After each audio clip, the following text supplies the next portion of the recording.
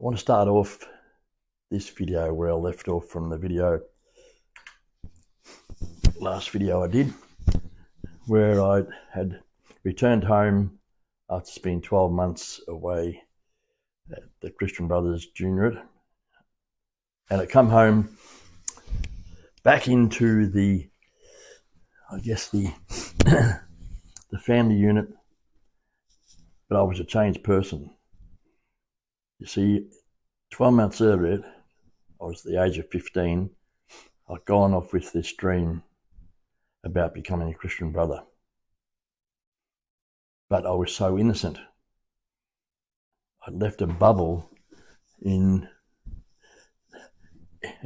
gone into this world that was different with grown men. And that was the turning point in my life.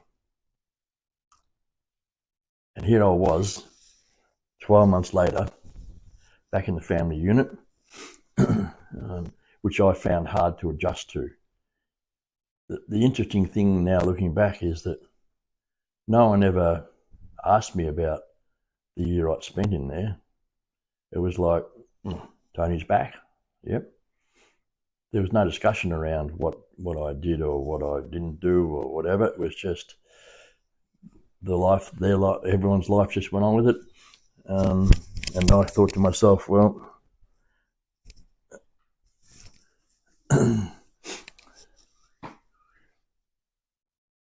so I struggled to adapt because I was used to having a lot of freedom, and now I was back into that. Where are you going? What are you doing? What time are you going to be home? And that just made me rebel more. And for the next 5 years were a very interesting period, because obviously brought up in a Catholic environment like we were, it was very strict, and there were expectations in those days of you go to school, you get an education, you go, then you find a girlfriend, then you get engaged, then you get married, then you buy a house, and then you have children, and then you die. It was like this, everyone was just doing this. That was just expected.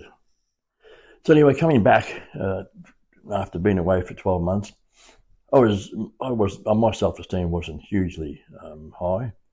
I wanted to, don't forget that I learned about sex while I was in there.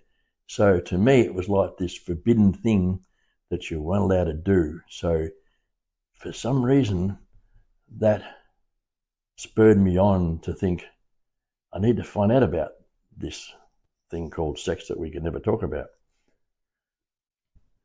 But the first thing was just getting used to going out with different girls. And that was very challenging for me, because being a people pleaser, which I didn't realize at the time, but fear of rejection and all that sort of stuff. Is the girl going to, if I go up and ask her for a dance, is she going to refuse? Then I'll feel rejected. So I'd procrastinate for a couple of hours before I go and dare ask a girl for a dance.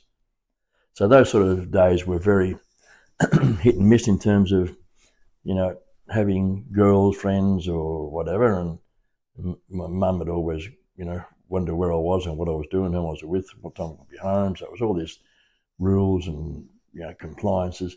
But the big one was that, being Catholic, you weren't allowed to have sex before marriage. That was just a complete no-no.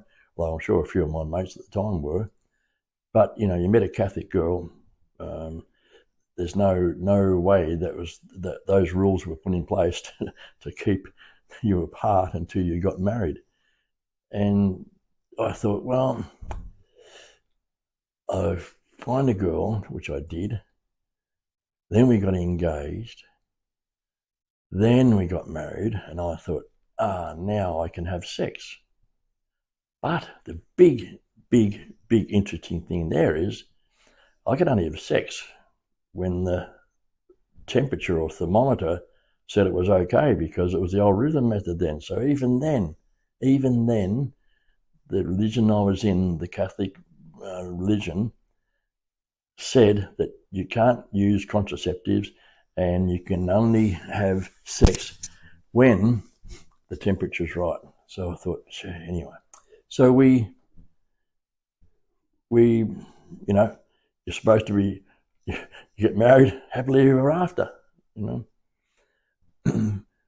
So it was, challenging times then. And now when we got married, we bought the house, and I just thought, wow, I was free from that environment back at home, and I was able to be my own person, and I felt like it was like a bit of a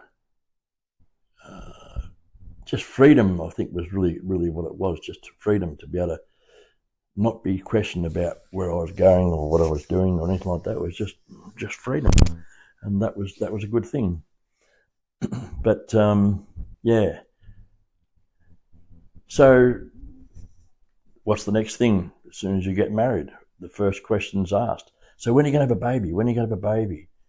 And I'm thinking, oh, okay, well, that's the next thing in the line the society expects of us. We need to have a baby. And that's a story for the next video, because the next, that moment is a major turning point for me as well. And it's something that I'll talk about in the next video. Thank you.